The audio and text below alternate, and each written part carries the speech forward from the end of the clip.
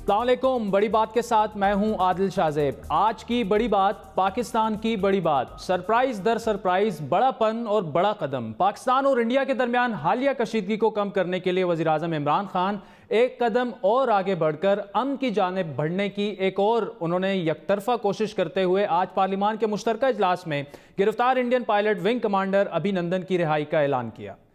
हिंदुस्तान का पायलट हमने पकड़ा हुआ है। हम एज ए पीस जेस्टर हम उसको कल रिहा करने लगे हैं हिंदुस्तान को वापस। गुज़श्ता रोज़ आपको याद दिलाते चले नाज़रीन की बड़ी बात में भी साबिक Indian prime minister Atal Bihari Vajpayee के जो मुशीर थे सुदेंद्रा कुलकर्णी ने वज़ीर आज़म इमरान खान से इंडियन पायलट को रिहा करने की बड़ी बात में अपील की थी। आज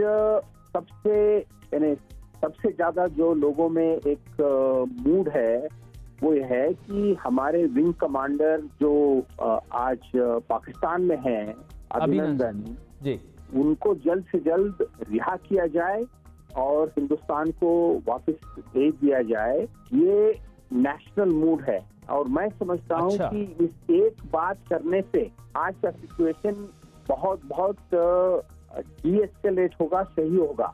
और इसलिए मैं अपील करना चाहता हूँ आपके वजीर आजम से और आपकी हुकूमत से कि जल्द से जल्द विंग कमांडर अभिनंदन को आप वापस करें और इसके बाद सभी मसलों पर, कश्मीर का मसला हो या टेररिज्म का मसला हो, इस पर बातचीत का रास्ता दोनों लीडरान को इस्तेमाल करना चाहिए।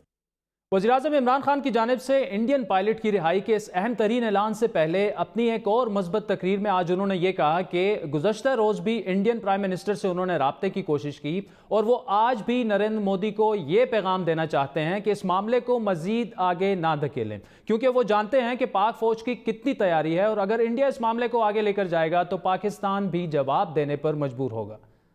हाँ, मैंने कल शाम को कोशिश की नरेंद्र मोदी को कॉल करूं, क्योंकि हम ये क्लियर करना चाहते थे कि हम किसी किस्म की एस्केलेशन नहीं चाहते।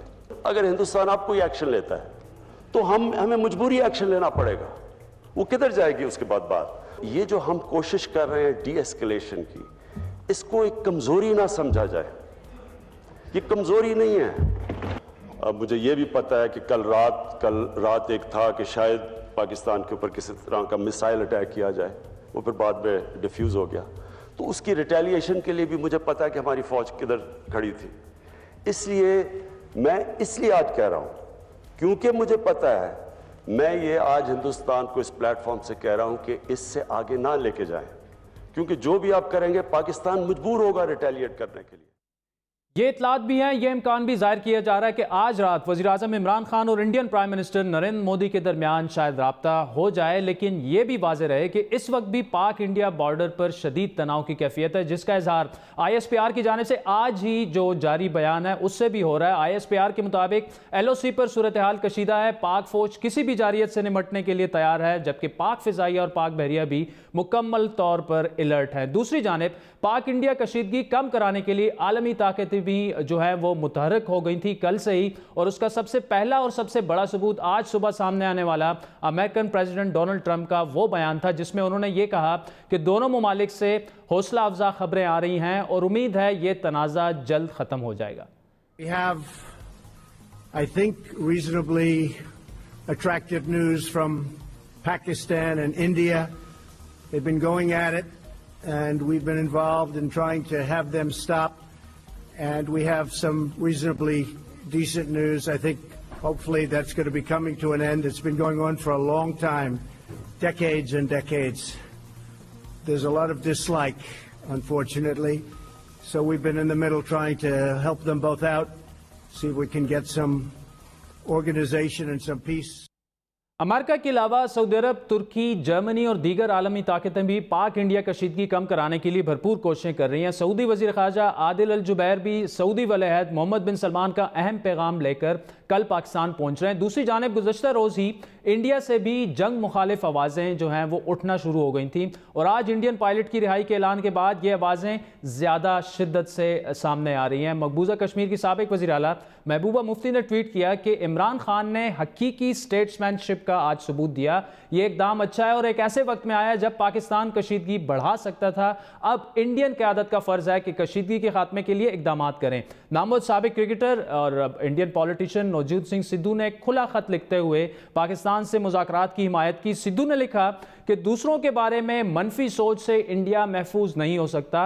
बातचीत और सिफारती दबाव से ही देर पा जो है वो अमन कायम किया जा सकता है। गुज़श्ता कई रोज़ के तनाव के बाद पाक इंडिया ताल्लुकात एक बार फिर बेहतरी की तरफ लौटना शुरू हुए हैं। ये कहना तो कबल अज़ वक्त है, लेकिन क्या पाकिस्तान की जानिब से इंडियन पायलट को रिहा करने का फैसला बड़ी सिफारती कामयाबी है और क्या आलमी ताकतों की कोशिशें पाक इंडिया कशीदगी कम कराने में कामयाब हो रही हैं? लेकिन आज की बड़ी बात में बात करेंगे साबिक इंडियन वज़ीर आज़म अटल बिहारी वाजपेयी के मुशीर सुदेंद्रा कुलकर्णी साहब हमें ज्वाइन करेंगे। इसके अलावा साबिक वज़ीर दाखिला और मुस्लिम लीग नून के सीनियर रहनुमा एहसन इकबाल साहब भी हमारे साथ मौजूद हैं, जबकि वाशिंगटन से अमरीकी सदर डोनाल्ड ट्रंप की जमात रिपब्लिकन पार्टी के अहम रहनुमा साजिद तारड़ हमारे साथ मौजूद होंगे।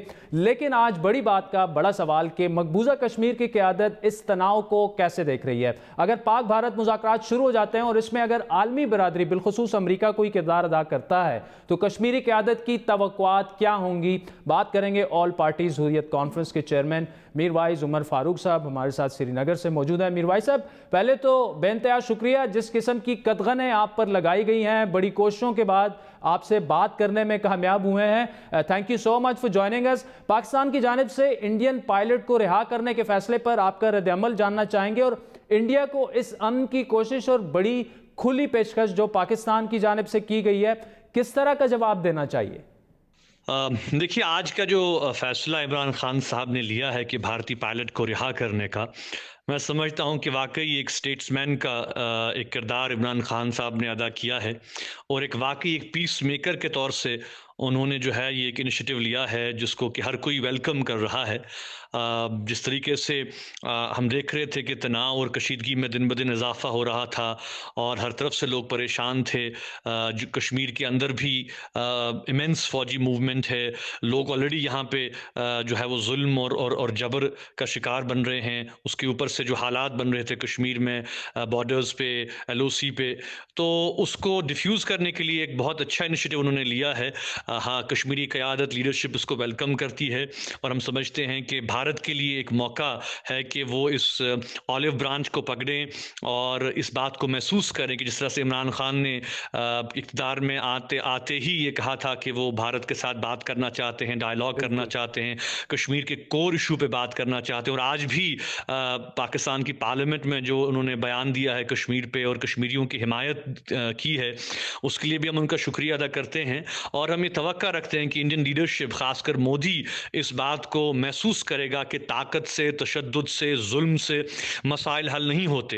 हिंदुस्तान और पाकिस्तान के दरमियान जो बुनियादी मसला है, जो कोर इशू है, वो कश्मीर का इशू है, कश्मीर का मसला है और जब तक उसको पॉलिटिकली हल नहीं किया जाएगा तब तक आगे नहीं बढ़ा जा सकता। इस मसले का कोई मिलिट्री सोल्यूशन नहीं है, इस मसले का कोई जो है वो फौजी हल नहीं है। तो इसलिए भारत की लीडरशिप को भी ये देखना चाहिए और जो उनका जिंगोइस्टिक मीडिया है वो भी बहुत ही अफसोसनाक रोल अदा कर रहा है जो कि इस वक्त उनको नहीं करना चाहिए था। पर मैं समझता हूं कि इमरान खान साहब के आज के जेस्चर ने वाकई जो है एक अमन को और पीस को एक चांस दिया है। अच्छा मीरवाइज साहब, नरेंद्र मोदी पर यह इल्ज़ाम बारहा लगता है कि वो शिद्दत पसंदी और जारियत का सहारा लेकर पाकिस्तान से ताल्लुकात कशीदा करके सियासी मकासद हासिल करना चाहते हैं। हमेशा से उनकी ये तारीख रही है। अभी अप्रैल में लोकसभा के इंतखाबात होने हैं और फिर अपनी जो इंडियन पॉलिटिकल पार्टीज हैं, सियासतदान हैं, वो भी उन पर यही इल्ज़ाम लगाते रहे हैं कि आप ये एक वॉर जैसा माहौल क्रिएट करके जो है वो सिंपथीज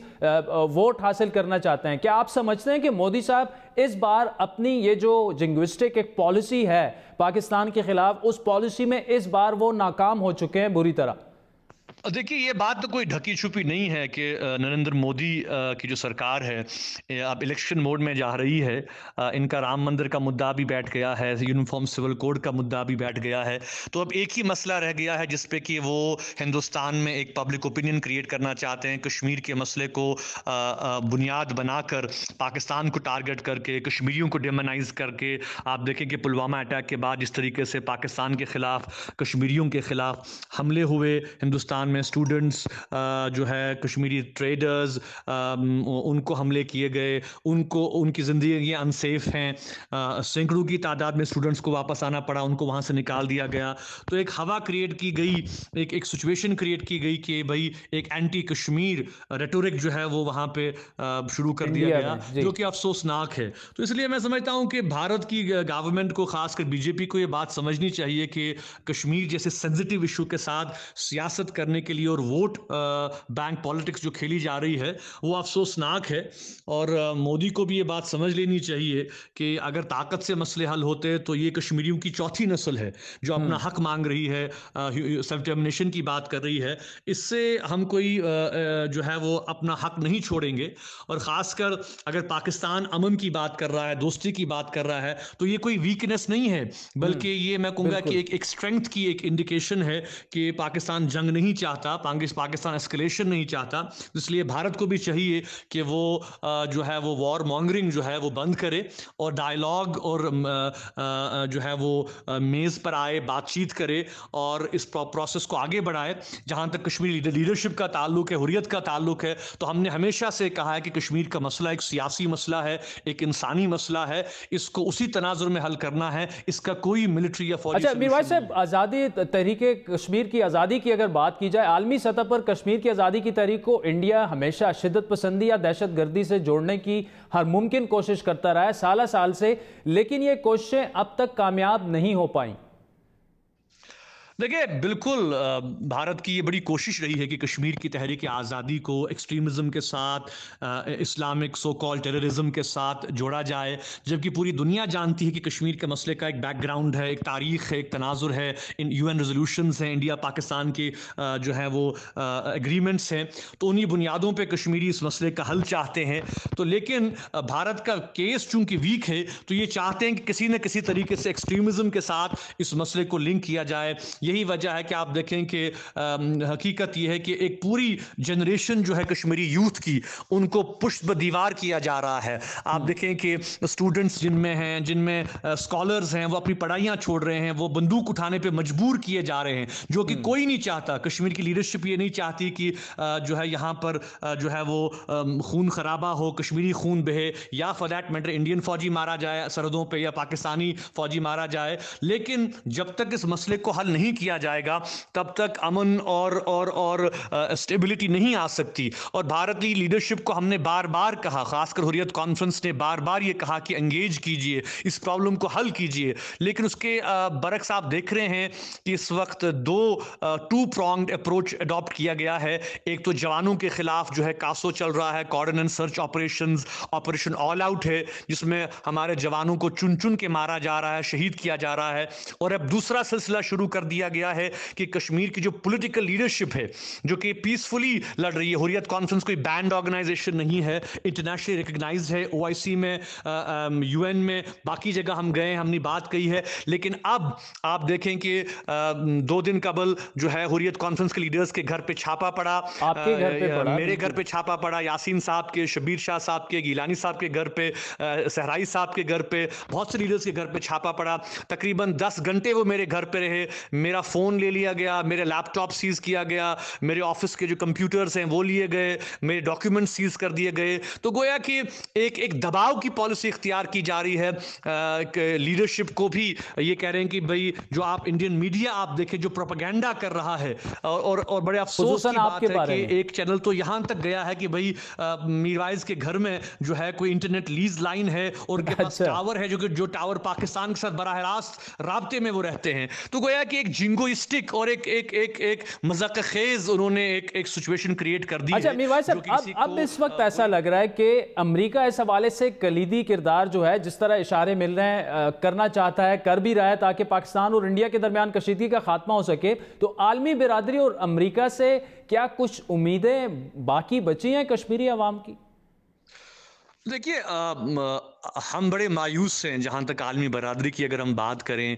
जो सपोर्ट और जो हम महसूस कर रहे थे कि कश्मीरियों का वो साथ देंगे, जुल्म के ख़िलाफ़ वो आवाज़ उठाएंगे और भारत से ये कहेंगे कि ह्यूमन राइट्स वायलेशंस बंद की जाएं, काले कवानीन, ब्लैक लॉज, डिटेंशंस और हाउस अरेस्ट बंद किए जाएं, ऐसा कुछ भी नहीं हो रहा है। ये तो ठीक बात है कि आज चूँकि एस्केलेशन हमें लग रहा है और हर कोई इस वक्त इंटरनेशनल लेवल पे अमन की बात कर रहा है, मसाइल के हल की बात कर रहा है, लेकिन जब तक इंटरनेशनल कम्युनिटी पुश नहीं करेगी, देखिए दो ही तरीके हैं, या तो इंडिया पाकिस्तान एंगेज करें, कश्मीरियों को शामिल करें, आगे बढ़े, जो कि इमरान खान की कोशिश रही, लेकिन भारत की तरफ से कोई रिस्पॉन्स नहीं आ रहा है।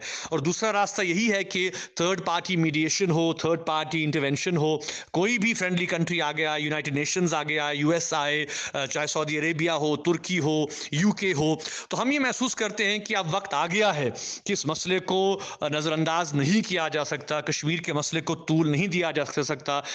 पूरी दुनिया को ये समझना है कि दो न्यूक्लियाई ताकतें नबुर्द आजमा हैं। तो जब तक कोई जंगो जदल नहीं चाहता, लेकिन जब तक हक और इंसाफ की बुनियाद पर कश्मीर के मसले का हल नहीं निकलेगा, कश्मीरियों को अपना हक नहीं दिया जाएगा, तब तक कोई अमन और कोई इस्तेहकाम इस रीजन में कायम नहीं हो सकता। तो इसलिए आलमी बरादरी को चाहिए कि वो ह्यूमन राइट्स के मामले पर आवाज़ उठाए, वो इस बात पे आवाज़ उठाए कि भाई कश्मीर में पैलेट गनों का जो इस्तेमाल हो रहा है, जो काले कवानीन हैं उनको ख़त्म किया जाए, जो जेलों में हमारे सैकड़ों और जो है कश्मीरी पॉलिटिकल प्रिजनर्स हैं उनको रिहा किया जाए, एक माहौल बनाया जाए जिसके ज़रिए कि आगे बढ़ा जाए। तो ये एक रिस्पॉन्सिबिलिटी है आलमी बरादरी की, और ख़ासकर मैं कहूँगा कि यूनाइटेड नेशंस जिसकी एक कमिटमेंट रही है कश्मीर के साथ, वो अपनी कमिटमेंट पूरी करने में नाकाम रही है। और पाकिस्तान को चाहिए कि वो एक डिप्लोमेटिक लेवल पर एक ऑफेंसिव शुरू करें और पूरी जो आलमी बरादरी है उनको इन्वॉल्व करने के हवाले से कोई ना कोई कदम उठाएं। अच्छा मीर भाई साहब, आप आलमी बिरादरी से और राइटली सो बड़े मायूस लग रहे हैं, लेकिन अगर जो कश्मीरीज़ की आपने बात की, कश्मीर के अलावा भी जो इंडिया में कश्मीरियों के साथ हो रहा है, खुसूसन पुलवामा हमले के बाद इंडिया में बसने वाले जितने भी कश्मीरी थे, इंसानी हकूक़ की संगीन खिलाफ वर्जी की गई, वो घरों से उनको बाहर निकाल कर मारा पीटा गया, स्टूडेंट्स को यूनिवर्सिटियों से बाहर निकाल दिया गया, लेकिन आलमी बिरादरी इसकी भी मजम्मत करने में क्यों नाकाम रही? देखिए, बिल्कुल सही कहा आपने कि पुलवामा इंसिडेंट के बाद कश्मीरियों को जो है वो हर जगह टारगेट किया गया।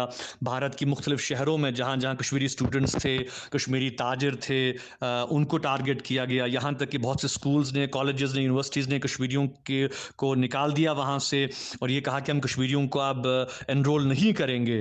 अटैक्स हुए, ज़ख्मी हुए लोग। तो ये बड़े अफसोस की बात है कि जिस तरह से भारत का जिंगोइस्टिक मीडिया इसमें बहुत ज़्यादा जिम्मेदार है कि जो प्रोग्रामों में जिस तरह से वो कश्मीर के ख़िलाफ़ जहर उगल रहे हैं, उसने जो है वो एक माहौल क्रिएट कर दिया पूरे हिंदुस्तान में कि कश्मीरियों पर अटैक्स हुए। उसके बरक्स आप देखें कि जिस तरह से कश्मीरियों ने बिहेव किया यहाँ पर, ख़ासकर आप देखें क्योंकि पिछले 2-3 दिनों से यहाँ पर फ़ज़ाइया बंद है, एयरपोर्ट बंद हैं और रोड भी बंद हो चुकी है बर्फ़बारी की वजह से। तो जो भी इंडियन टूरिस्ट यहाँ पर हैं, उनके लिए यहाँ के होटल ओनर्स ने ये फ़ैसला किया है कि हम उनको मुफ्त रिहाइश देंगे, हम उनको खाना देंगे। तो इंसानियत का जज्बा, अखुवत का जज्बा यही कहलाता है, न कि हम एक दूसरे के ख़िलाफ़ जो है वो एक दूसरे को निशाना बनाएं। लेकिन मैं समझता हूँ कि इसमें सबसे बड़ा हाथ जो है वो, चूँकि इलेक्शन इंडिया में हो रहा है और जो हिंदुस्तान में फ़िरका परस्त क़ुव्वतें हैं वो हवा दे रही हैं, वो वोट बैंक पॉलिटिक्स के लिए कश्मीर को इस्तेमाल कर रही हैं, पाकिस्तान के ख़िलाफ़ एक हवा बनाने की कोशिश कर रही हैं कि किस तरह से, क्योंकि उनके जो जो इश्यूज थे एक दो वो फेल हो गए। राम मंदिर भी का भी इशू भी नहीं रहा अभी, और जो इनका यूनिफॉर्म सिविल कोड का भी अभी इनका कोई हल नहीं निकल रहा है। तो कश्मीर को एक एक एक इशू बना के इस पे सियासत की जा रही है, इसको जो है वो हाईलाइट किया जा रहा है और इसी जरिए से कश्मीरियों को टारगेट बनाया जा रहा है, जो कि बहुत ही अफसोसनाक है। मीरवाइज उमर फारूक साहब, thank you so much for joining us. नाज़रीन, Mirwaiz Umar Farooq, chairman All Parties Hurriyat Conference Srinagar से, उन्होंने हमें ज्वाइन किया था। बड़ी अहम बातें उन्होंने की। एक तो उन्होंने मोदी सरकार को बड़ा एक खुला और वाज़ेह पैगाम दिया कि कश्मीरियों की ये जदोजहद जो है चौथी नस्ल में दाखिल हो चुकी है और आपकी जो जारहाना पॉलिसीज़ हैं, आप तहरीक आज़ादी कश्मीर को उससे दबा नहीं सकते। ये श्रीनगर से जो इमरान खान साहब ने आज फैसला किया और जो इंडिया और पाकिस्तान का तनाव है उस पर हमने मीरवाइज साहब हमारे साथ थे। लेकिन अब चलते हैं भारत, जहाँ से अटल बिहारी वाजपेयी साहब के साबिक मुशीर और मारूफ कॉलमिस्ट और मुसन्निफ सुधिंद्रा कुलकर्णी जी हमारे साथ हैं। सुधिंद्रा जी, कल आपने हमारे शो बड़ी बात में इमरान खान से एक अपील की थी कि इंडियन पायलट को रिहा किया जाए।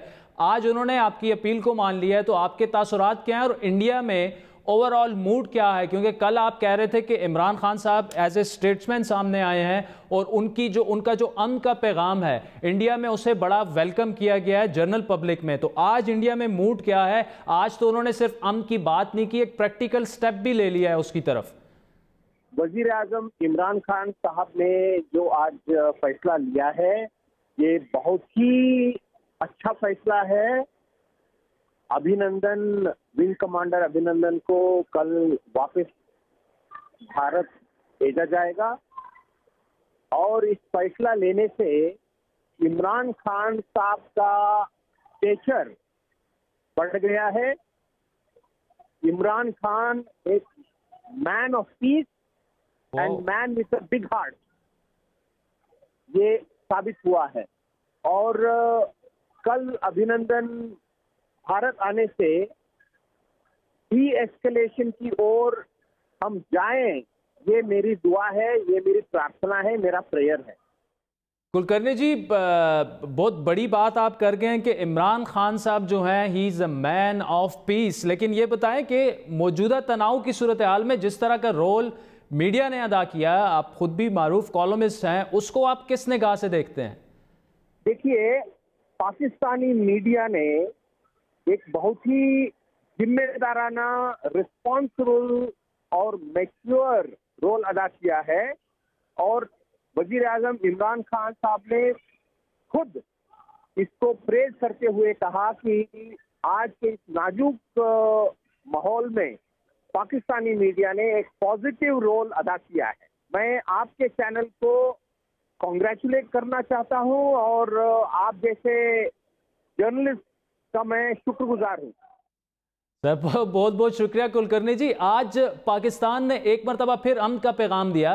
अब बॉल जो है वो नरेंद्र मोदी और इंडियन गवर्नमेंट के कोर्ट में है। क्या तवक्कुआत हैं आप जैसे इंडियंस की उनसे? अमन की बात करेंगे वो भी? इमरान खान साहब ने जो बातचीत की ऑफर की है, इस ऑफर को नरेंद्र मोदी साहब इसको एक्सेप्ट करना चाहिए और दोनों हमारे प्राइम मिनिस्टर साथ बैठे और जो भी मसले हैं, क्योंकि हमारे कुछ कंसर्न्स हैं और मसले हैं भारत के, वैसे पाकिस्तान के भी कुछ कंसर्न्स हैं और मसले हैं, तो दोनों मिल बैठकर ईमानदारी से और दोनों मुल्कों के बीच अच्छे पड़ोसी के रूप में रिश्ते कायम हो, इस एक ऐलान से, इस डिटर्मिनेशन से वो यदि दोनों बात करें तो मैं समझता हूं कि ये बातचीत सक्सेसफुल होगा। नहीं कुलकर्णी जी, पिछले 2-3 दिनों से जिस तरह की स्टेटमेंट्स पाकिस्तान की जानिब से, इमरान खान साहब की जानिब से आई, अमन की बातें हुई, लेकिन मोदी सरकार की जानिब से उसका उस तरह से रेसिप्रोकल रिस्पांस सामने नहीं आया। तो ऐसे में अमन कैसे आगे की तरफ बढ़ेगा? It takes two to make. देखिए जी, मैंने अखबारों में पढ़ा है कि इमरान खान साहब ने फोन करने की कोशिश की, बिल्कुल से बात करने की कोशिश की, लेकिन फोन पे बात नहीं हुआ। और मैं चाहता हूं कि ये पहले फोन पे तो बातचीत हो, लेकिन उसके बाद आमने सामने दोनों बैठे और दोनों रेसिप्रोकल जैसे मैंने पहले ही कहा और कल भी कहा था, हमारा कॉमन गोल यही होना चाहिए कि जल्द से जल्द हम डी एस्केलेशन के लैडर पर आए, ना कि एस्केलेशन पे लैडर पर ऊपर चढ़े। Sudheendra Kulkarni ji, thank you so much for joining us from all the way from India. वक्त हुआ चाहता है नाज़रीन एक ब्रेक का, जिसके बाद बात करेंगे इंडिया की जानिब से पाकिस्तान को भेजे गए डोजियर की और पाकिस्तान के OIC इजलास में शिरकत की। एहसन इकबाल साहब हमें ज्वाइन करेंगे, हमारे साथ रहिए।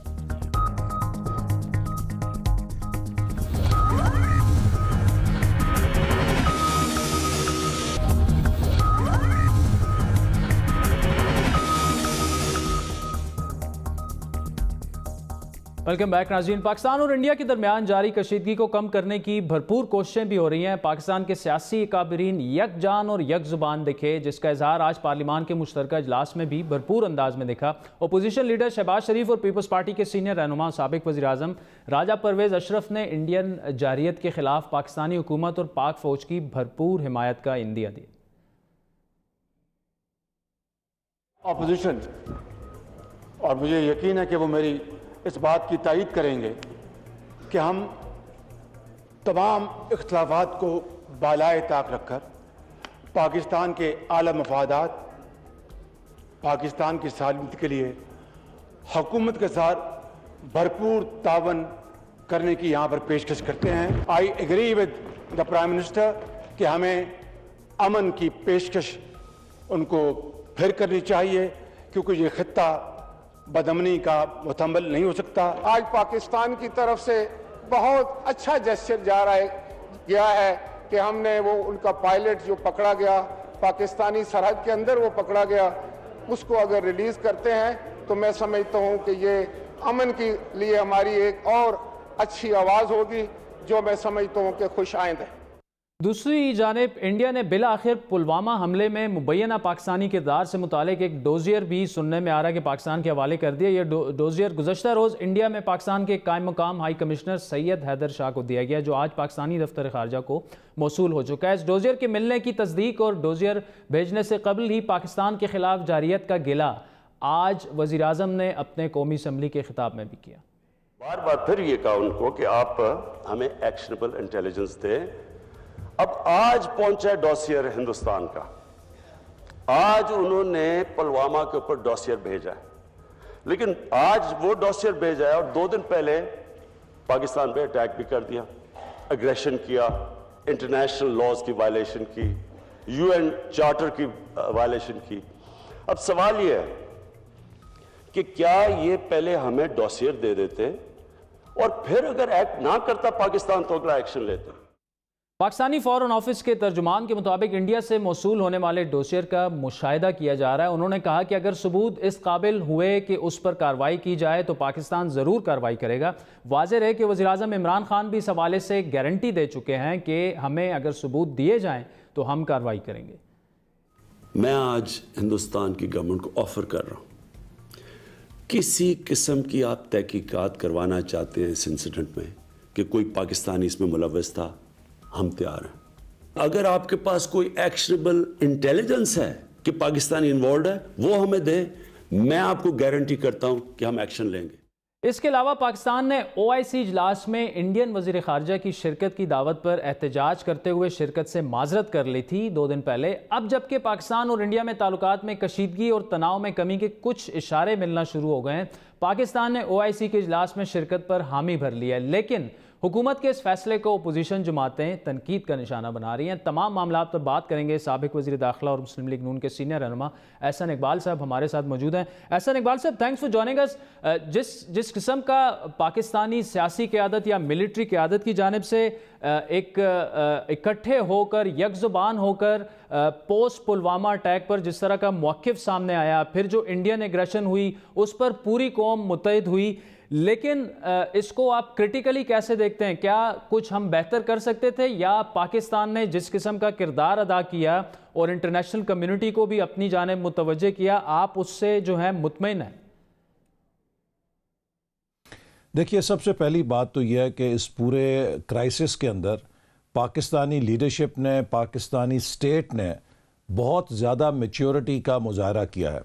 हमारे मुल्क के अंदर जमहूरियत की तारीख भारत के मुकाबले में निस्फ से भी कम है, लेकिन हमारे यहाँ किसी भी इलेक्शन के अंदर भारत को वोट गेटर के तौर पे इस्तेमाल नहीं किया जाता कि आप भारत बैशिंग करें और उससे वोट हासिल करें।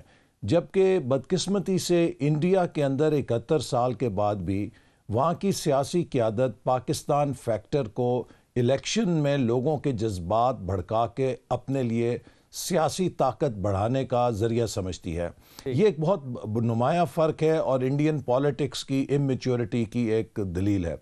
हमने ऑपोजिशन ने पहले दिन ही गैर मशरूत तौर पे पार्लियामेंट के अंदर हुकूमत को अपने भरपूर तावन का यकीन दिलाया, और ये आप देख सकते हैं कि माजी में जब हमारी हुकूमत थी और बड़े बड़े क्राइसिस आए, हमें ऑपोजिशन से किस किस्म की मुज़ाहमत का सामना करना पड़ता था, लेकिन हमने मुल्क के मफाद में हर मौके पे, चाहे वो किसी मजहबी जमात की तरफ से प्रोटेस्ट थे या ये एक भारत की तरफ से जारियत थी, किसी किस्म की सियासत को बालाए ताक रख के भरपूर हुकूमत को ताउन दिए। इससे हुकूमत के हाथ मजबूत होते हैं, दरअसल पाकिस्तानी रियासत के हाथ मजबूत होते हैं, और उसका नतीजा ये निकला कि दुनिया ने हमारे इस कदम को भारत के मुकाबले में ज़्यादा सराहा।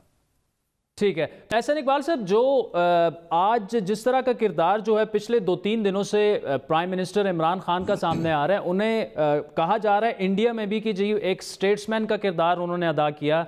मीरवाइज उमर फारूक साहब ने अभी हमारे शो में भी यही कहा कि एक स्टेट्समैन के तौर पर इमरान खान सामने आए हैं। कैसा देख रहे हैं एज ए प्राइम मिनिस्टर, उन्होंने अच्छे एहसन तरीके से हैंडल किया इस सिचुएशन को? देखिए, जैसे मैंने आपसे कहा कि ये तमाम सूरत हाल नेशनल लीडरशिप के कंसेंसस के बगैर मुमकिन नहीं थी। अगर आज इमरान खान साहब में कोई मुदब्बरी नज़र आती है तो उसकी बड़ी वजह वो ताकत है जो पूरी कौम ने या पूरी सियासी क़यादत ने पाकिस्तान की हुकूमत के पुश्त के ऊपर खड़ी की। अभी मैं समझता हूँ कि इस मरहले से हमें अल्लाह ताला खैरियत से निकाले और डी एस्केलेशन हो, चूँकि हमेशा से हमारी हुकूमत का भी यही मौक़िफ़ रहा था कि हमें अमन पे कोशिश करनी चाहिए, हमें इस खित्ते में जंग से परहेज़ करना चाहिए। लेकिन आपके इंट्रो में जो बात मैं जिस पे ज़रूर कुछ कहना चाहूँगा, जो आपने भी जिक्र किया, हमें शदीद तहफ़्फ़ुज़ात हैं OIC फॉरेन मिनिस्टर्स की जो कॉन्फ्रेंस हो रही है उसमें भारत की शिरकत के ऊपर। आपको मालूम है कि भारत किस तरह जुल्म के साथ, जबर के साथ कश्मीर के अंदर खून कर रहा है कश्मीरियों का, और अगर हम भारत के साथ उस वज़राए ख़ारजा के इजलास में इस्लामी ममालिक के शरीक होते नज़र आते हैं तो कश्मीरियों के दिल पे क्या गुजरेगी। और फिर पाकिस्तान का एक दरीना मौक़िफ़ है कि जब तक भारत कश्मीर का मसला हल नहीं करता उससे कोई बामकसद मेंबरशिप या इस तरफ गौर नहीं किया जा सकता। तो मैं उम्मीद रखता हूँ कि हुकूमत अपने मौक़िफ़ पर कायम रहेगी और ये बात मनवाएगी कि इन हालात में जबकि भारत ने इस तरह के तर्ज अमल को अपनाया, वो नंगी जहरियत पे उतरा, कश्मीर के अंदर वो जुल्म कर रहा है और आप देख रहे हैं कि कितना उसने जुल्म बढ़ा दिया है। इन हालात में उसको वज़राए ख़ारजा के इजलास में बुलाना कश्मीर के मुसलमानों की कुर्बानियों के ऊपर एक किस्म की नमक पाशी होगी। ठीक नहीं, एहसन इकबाल साहब, देखिए आज पाकिस्तान की तरफ से पीस की बात की गई और जिस तरह इंडियन पायलट को हम कल जो है रिहा कर रहे हैं, वो इंडिया चले जाएंगे, डी एस्केलेशन की बात हो रही है, मुज़ाकरात की बात हो रही है, डिप्लोमेटिक एफर्ट्स की बात हो रही है, तो ऐसे वक्त में पाकिस्तान जो है Pakistan belongs to OIC and OIC belongs to Pakistan, तो ऐसे में बाइकआउट करना जो है वो सिफारती तौर पर तो पाकिस्तान की हार ऐसे होगी कि हम डिप्लोमेटिक एक फ्रंट है हमारे पास, वो हम लूज कर रहे हैं, तो वहां जाके इसी मसले को, कश्मीर के मसले को हम क्यों ना उठाएं? Why should we lose a platform? आप देखिए, अमन को तलाश करना, पीस के जेस्चर्स करना एक और बात है। एक मौक़िफ़ है आपका, असूली मौक़िफ़ है, और कश्मीर के ऊपर पाकिस्तान का हमेशा से एक असूली मौक़िफ़ रहा है और ये कोशिश पहली दफ़ा नहीं हो रही, इससे पहले भी हो चुकी है और पाकिस्तान ने कामयाबी के साथ उस कोशिश को नाकाम किया है। मैं समझता हूँ कि यह हुकूमत की सफारतकारी का इम्तिहान है कि क्या इस्लामी ममालिक अपने इजलास में एक ऐसे मुल्क को ला के बैठाएंगे जो इस वक्त भी जब हम बात कर रहे हैं तो उसने कश्मीर की वादी के अंदर जुल्म का बाज़ार गर्म कर रखा है, बर्बरियत का बाज़ार गर्म कर रखा है, वो कश्मीरी नौजवानों के खून से होली खेल रहा है। क्या उसको उस इस्लामी कॉन्फ्रेंस के इजलास में हम शिरकत करवा के किसको क्या पैगाम दे रहे हैं? तो कुछ चीज़ें होती हैं जो असूल की होती हैं, कौमें अपने असूलों से नहीं पीछा हटती। अमन तलाश करना बिल्कुल ठीक है, लेकिन इसका ये मतलब नहीं है कि हम अपनी तमाम असूली पोजीशंस को भी कॉम्प्रोमाइज़ कर जाएं। ठीक है, ऐसा इकबाल साहब देखें, दो बिल्कुल मैं आपसे मुत्तफिक हूं, कश्मीर में जुल्म हो रहा है, बर्बरियत हो रही है, और साथ में ये है कि OIC को भी ऐसा नहीं करना चाहिए था, लेकिन अब तो हो चुका है। लेकिन पाकिस्तान और इंडिया का जो तनाव है उस कॉन्टेक्स्ट में अगर इसको देखा जाए, अगर पाकिस्तान नहीं जाता और वहाँ पे इंडियन फॉरेन मिनिस्टर जो हैं सुषमा स्वराज वो चली जाती हैं, वहाँ पे वो लॉबिंग करेंगी, और जो हमने डीएस्केलेशन के स्टेप्स लेना शुरू कर दिए उसका तो फिर कोई फ़ायदा ही नहीं ना। अगर हम बाइकआउट कर दें OIC का तो ये है कि हम अपने घर, अगर कोई हमारा दुश्मन आया है अपने घर, तो हम वालिद से नाराज़ तो हो सकते हैं, लेकिन ये तो नहीं कर सकते कि जी मैं अपने घर ही नहीं आऊँगा। OIC तो हमारा घर है। देखिए, बात यह है कि पहली बात तो मैं ये समझने से कासिर हूँ कि UAE ने पाकिस्तान को एतमाद में लिए बगैर कैसे इंडिया को इनवाइट कर दिया, कैसे उसने सेक्रेटरी जनरल OIC को एतमाद में लिए बगैर इनवाइट कर दिया। ये बात समझ से बालातर है। ये एक हाई स्कूल का बच्चा भी अपने घर में किसी मेहमान को बुलाएगा, तो अगर उसे पता है कि उस मेहमान की मेरे एक भाई के साथ दुश्मनी है, तो वो अपने भाई को ज़रूर एतमाद में लेगा कि क्या मैं उसको बुला लूँ।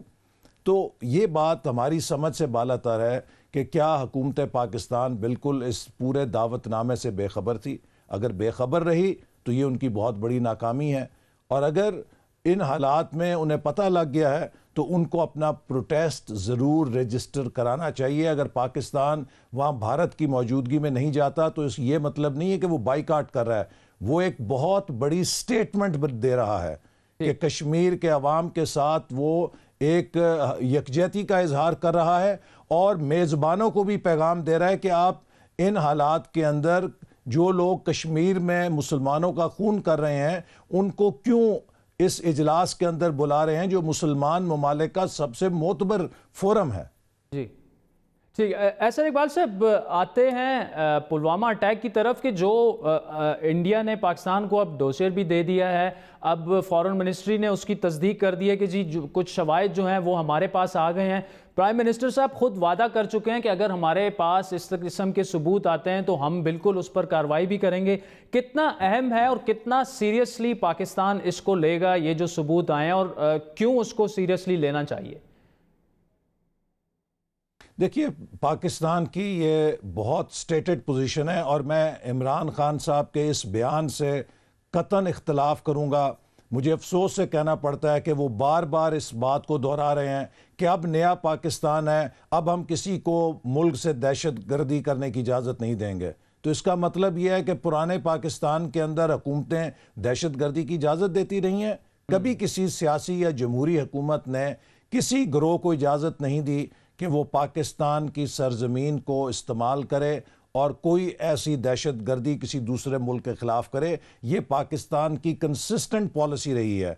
जब आप ये कहते हैं कि नए पाकिस्तान में ऐसा नहीं होगा, तो आप खुद इस बात का इतराफ़ कर रहे हैं कि पुराने पाकिस्तान में ऐसा होता था, अब नए पाकिस्तान में ऐसा नहीं होगा। तो इतनी सियासी और गैर जिम्मेदारी की गुफ्तगू से इमरान खान साहब को भी परहेज़ करना चाहिए। हर हुकूमत की ये पॉलिसी रही है कि किसी नॉन स्टेट एक्टर को ये इजाज़त नहीं दी जा सकती कि वो पाकिस्तान की सरजमीन को इस्तेमाल करे और किसी भी दूसरे मुल्क के अंदर जाकर दहशत गर्दी करे। और अगर भारत के पास कोई एक्शनेबल इंटेलिजेंस है, तो हमेशा जब मुंबई का वाक़या हुआ तब भी हमने उन्हें ये ऑफ़र की, उसके बाद के जो वाक़यात हुए, कि आप हमारे साथ इंटेलिजेंस शेयर करें, हम उसके ऊपर एक्शन लेंगे। लेकिन भारत कोई काबिल अमल इंटेलिजेंस शेयर करने से माजी में कासिर रहा, उसने कोई ठोस इंटेलिजेंस हमारे साथ शेयर नहीं की। लिहाजा अब देखने की बात यह है कि इस डोजियर के अंदर उन्होंने क्या उनके बायोडेटाज लिखकर भेज दिए हैं, या कोई ऐसी ठोस इंटेलिजेंस भी है कि जिसके ऊपर हम लीगल कोर्ट ऑफ लॉ के अंदर ऐसे लोगों के खिलाफ प्रोसीड कर सकते हैं।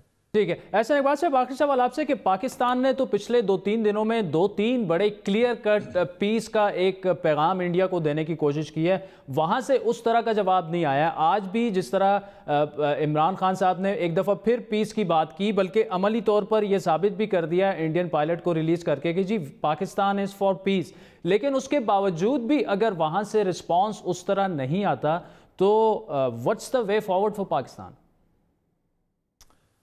देखिए, पाकिस्तान का फ़र्ज़ यही है कि वो एक ज़िम्मेदार मुल्क की हैसियत से अपना किरदार अदा करे, और आलमी बरादरी भी देख रही है हिंदुस्तान और पाकिस्तान के किरदार को। लेकिन हम पीस को अगर सीख करें तो हमें फर्मनेस के साथ करना चाहिए। हमारे किसी पीस के जेस्चर को हमारी वीकनेस नज़र नहीं आना चाहिए, और दुश्मन को ये पता होना चाहिए कि उनका चाहे पायलट प्रोजेक्ट हो या उनका स्केल अप प्रोजेक्ट हो, अगर वो पाकिस्तान के खिलाफ मैली निगाह के साथ देखेगा तो उसका वही अंजाम होगा जो 2 MiG-21 तैयारों का हुआ था।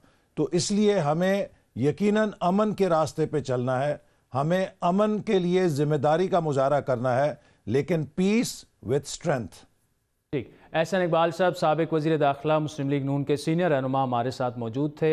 बहुत बहुत शुक्रिया एहसन इकबाल साहब। नाज़रीन, वक्त हुआ चाहता है एक ब्रेक का, जिसके बाद बात करेंगे, वाशिंगटन से हमें ज्वाइन करेंगे प्रेसिडेंट ट्रंप के करीबी साथी, ट्रंप फॉर मुस्लिम्स के सरबराह और रिपब्लिकन पार्टी के अहम रहनुमा साजिद तारड़। जिस तरह का किरदार प्रेसिडेंट ट्रंप ने आज उनकी स्टेटमेंट भी आई कि पाकिस्तान और इंडिया के दरमियान तनाव को कम करने के लिए अमेरिका अपना किरदार आगे भी अदा करेगा, वो किस किस्म का किरदार है, और आज उन्होंने जो किरदार अदा किया उस पर हम साजिद तारड़ साहब से बात करेंगे। हमारे साथ रहिए।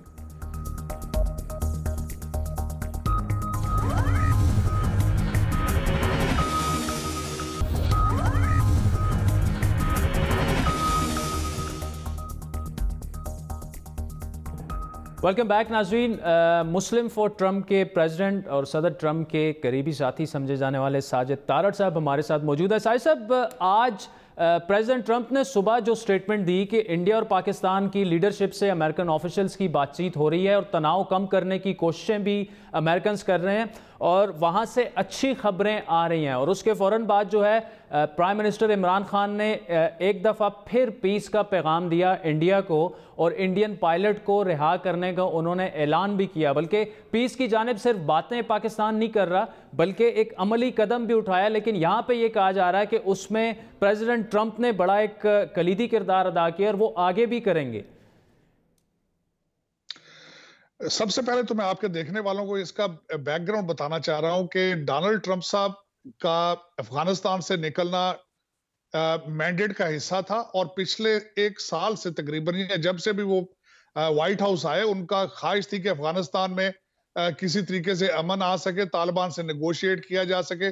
आपने देखा होगा कि उनकी प्रेसिडेंसी में उन्होंने इमरान खान साहब को लेटर लिखा, मुख्तलिफ तरीकों से नेगोशिएट करने की कोशिश की, और उसमें वो काफी हद तक कामयाब रहे। और तालिबान कतर में भी और उसके बाद इस्लामाबाद में भी टेबल पर बैठे, जिसमें पाकिस्तान की कोशिशों को सराहा गया। पाकिस्तान के हालात अमेरिका के साथ बेहतर हुए काफी हद तक। अमेरिका जो है इस वक्त रीजन में अपने इंटरेस्ट के लिए और रीजन के इंटरेस्ट के लिए बड़ा सीरियस है और बड़ा खास एक किरदार अदा कर रहा था, जिन हालात में बिलखसूस मोदी साहब ने इस चीज को अपने सियासी मफाद के लिए यूज किया, जो कि जमहूरियत में बिल्कुल जिसकी कोई गुंजाइश नहीं है। 21st सेंचुरीज में लोग प्रॉस्पेरिटी की बात कर रहे हैं, अमन की बात कर रहे हैं, और उन्होंने जारहियत का मुजाहरा किया जो कि बिल्कुल अजीब था, बिल्कुल अनएक्सेप्टेबल था। और मेरे ख्याल में पहले दिन से ही सेक्रेटरी पॉम्पियो ने उसका इजहार किया, डोनाल्ड ट्रंप साहब ने उसका इजहार किया, और उसके बाद वो काफी एक्टिव रहे। हालांकि वो हैनोई में नॉर्थ कोरिया के साथ समिट में बिजी थे, लेकिन पहले दिन से इस चीज को वॉच कर रहे थे। और अमेरिका बिल्कुल नहीं चाहता था कि पाकिस्तान के साथ इस वक्त कोई भी ऐसी चीज हो जो उनका अफगानिस्तान में इंटरेस्ट को डीरेल करे। तो उन्होंने इसमें रोल अदा किया है, उन्होंने काफी एक्टिव हैं। उन्होंने जो सिक्योरिटी एडवाइजर हैं उनके अजित डोवाल, उनके साथ बात की पॉम्पियो साहब ने, और चीफ ऑफ स्टाफ और दूसरे हमारे जो सेक्रेटरी ऑफ डिफेंस है, they are continuously in touch with Pakistan. और पाकिस्तान को वो स्ट्रांग चाहते हैं, पाकिस्तान को America wanted to see as a ally in peace in that region. तो उसमें उन्होंने अपना एक बिलखुसूस उन्होंने अपना एक किरदार अदा किया। दूसरा, मैं यहाँ पे इस आपके चैनल के वसातत से अपनी सियासी और दफाई क़यादत को मुबारकबाद देना चाहता हूँ। खासकर उन्होंने बड़े मुदब्बराना तरीके से इस सिचुएशन को हैंडल किया है। और मेरे ख्याल में आज जो पायलट को रिलीज करने का जो फैसला किया गया है, उसमें इमरान खान साहब ने साबित किया है कि this is a new Pakistan. क्योंकि वेस्ट और अमेरिका चाहता था कि इमरान खान साहब को चांस दिया जाए, देखा जाए कि अब जो नई एडमिनिस्ट्रेशन हमारी सियासी और फौजी क़यादत कितनी सीरियस है। तो मेरे ख्याल में इसका एक बहुत ही दूर इसके असरात जो है वो काफी आगे जाएंगे। ठीक है। और पाकिस्तान के लिए बहुत फायदा होगा। आज मैं खासकर साजिद तारिक साहब जी, आपसे आप अपनी बात फिर कंटिन्यू करेगा। एक बड़ा अहम सवाल जो मीर वाइज उमर फारूक जो आल पार्टी हुर्रियत कॉन्फ्रेंस के चेयरमैन है, श्रीनगर से आज हमारे साथ मौजूद थे। जो कश्मीर का मामला है, जो वहाँ पर ह्यूमन राइट्स वायलेशन है, जो तहरीक आज़ादी कश्मीर है, वो बड़े सख्त उन्होंने आलमी बरादरी से तहफ़्फ़ुज़ात का इजहार किया कि उस पर बिल्कुल आंखें बंद की हुई हैं। अगर तो अमेरिका एक कलीदी किरदार अदा करता है पाकिस्तान और इंडिया के दरमियान, तो Kashmir is a fundamental problem, असल मसला ही कश्मीर का है। तो क्या वहाँ पर पाकिस्तान की लॉबी इतनी मजबूत है, आप जैसे लोग वहाँ पर मौजूद हैं, तो पाकिस्तान को क्या करना चाहिए कि कश्मीर का मामला जो है वो अगर पाकिस्तान और इंडिया के मुज़ाकरात होते हैं तो उसमें एजेंडे पर टॉप में हो कश्मीर का मसला? यहां पे मैं आपके देखने वालों को यह बताना चाहूंगा कि डोनाल्ड ट्रंप साहब क्योंकि एक सियासी शख्सियत नहीं है, फर्स्ट टाइम उन्होंने किसी सियासी ओहदे पे अपॉइंट हुए हैं। अपने मैंडेट में उन्होंने बिलखसूस 2 दफा कश्मीर में सालसी के किरदार अदा करने के लिए ऑफर किया, जिसको इंडिया ने रिजेक्ट किया है। अभी भी मैं आपको बताना चाहूंगा कि अभी भी डोनाल्ड ट्रंप साहब ने दोबारा इस चीज का इजहार किया है कि वो सालिस बनने के लिए तैयार हैं। सऊदी अरेबिया ने इस चीज का इजहार किया है, लेकिन इंडिया किसी थर्ड पार्टी को इन्वॉल्व नहीं करना चाहता, इस वजह से कि शायद उन पे मजीद प्रेशर होगा। लेकिन डोनाल्ड ट्रंप साहब खित्ते में अमन चाहते हैं, कश्मीर का मसला हल करना चाहते हैं, और मेरे ख्याल में अब इससे ज्यादा बेहतर मौका नहीं हो सकता। क्योंकि जाती तौर पे अगर मुझे पूछे तो इंडिया में लोग अब इसको वार मॉन्गरिंग को रिजेक्ट कर रहे हैं। आप अगर देखें टीवी पे और उन लोगों के सेंटीमेंट, तो they are even standing up, opposition is standing up against Modi's war mongering behaviour. तो मेरे ख्याल में इसके बाद दूसरा स्टेप यही होगा कि कश्मीर का मसला हल किया जाए। जिस तरीके से कश्मीरियों को दूसरे इंडिया से निकाला गया है, उनको स्कूलों से पुश बैक किया गया, उनके कारोबारों को जलाया गया है, मेरे ख्याल में मेन स्ट्रीम इंडिया जो है अब इन चीजों को रिजेक्ट करेगा। और ये टाइम आ चुका है कि कश्मीर का मसला बैठ के हल किया जाए। देखिए 17 साल की जंग जो अमेरिका ने लड़ी अफगानिस्तान में, उसका भी हल टेबल पे निकल रहा है। और मेरे ख्याल में इंडिया और पाकिस्तान और सब पार्टीज को अब ये सोचना होगा कि इसका अब बैठ के हल निकालें। जंग इसका सलूशन नहीं है, सलूशन चाहिए। साजिद तारिक साहब, he belongs to Republican party in Washington और ट्रम्प फॉर मुस्लिम्स के प्रेसिडेंट भी हैं, हमारे साथ थे वाशिंगटन से आज के प्रोग्राम पर। नाज़रीन, आपके फीडबैक के मुंतज़िर रहेंगे। हमारा ट्विटर हैंडल है @बड़ी बात। मुझे मेरी टीम से हमें इजाज़त दीजिए। खुदा हाफ़िज़।